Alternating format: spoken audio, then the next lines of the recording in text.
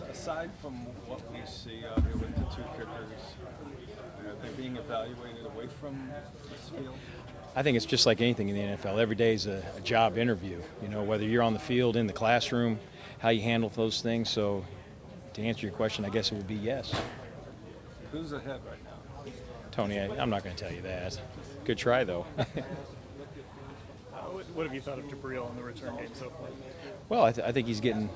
I think he's can be dynamic at it. I still think it's a learning process with him. Just like the other night. I mean, it was a good learning moment when he made the fair catch and still had some room. And because it's different. It's different in the NFL than it is college. In college football, those guys on the interior can go downfield right away.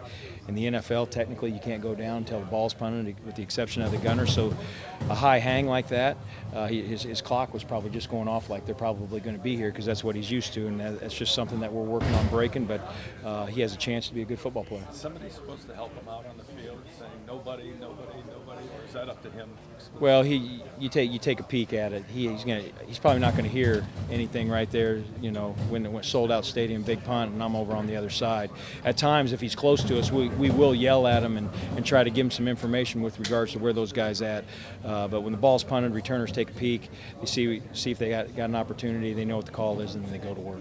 What is it about him that makes you guys as a coaching staff think he can handle everything at once? Because he's doing a ton on defense and then both return duties, and we've seen guys in the past where you guys have kind of stayed, pulled back from him.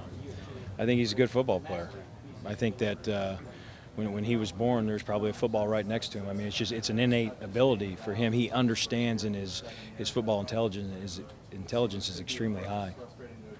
Chris, what did you take away last year from that first year with the kickoffs coming out to the 25?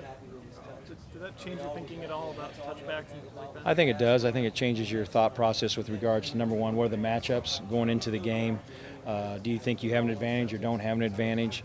And then I think you saw some teams elect to bloop kick it and kick it short and try to pin you inside the 20. So it has changed, but I think that we're working on and getting better at having answers for all that stuff. It seems you've been looking for a dependable returner since Chris. There really hasn't been one guy who you can pencil in there. What does finding a dependable returner do to the rest of the team? Well, I mean, it does everything. It sets field position. And that's what we're in charge of. And when you're not able to do that, obviously you're hurting the team. But our guys know, first and foremost, at the end of the play, we got to be able to hand the ball to the official.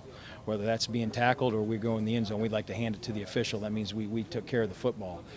Secondly, is we want to get in the punt return game, we want to get that first down. And then after that, everything is gravy. And if you do that, you're going to probably be one of the top teams in the league. And kick return is no different. We've got to pick and choose when we're going to bring the ball out.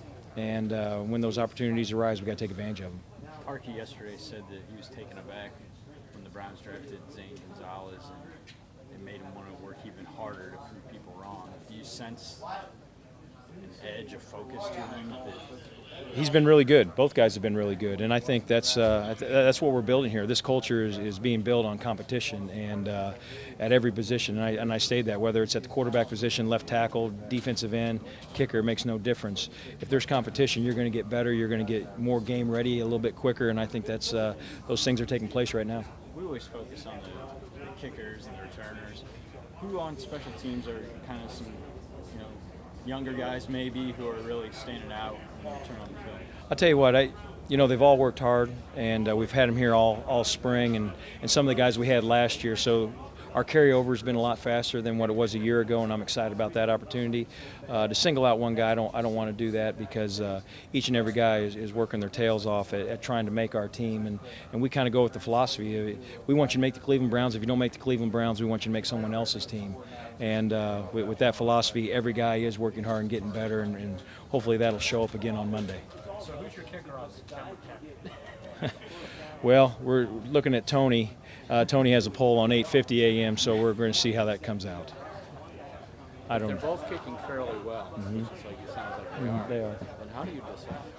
I think you have to make you make the best decision that you can, and you go with that. You go with that decision. I think that both players are extremely good kickers and are very deserving to kick in the National Football League.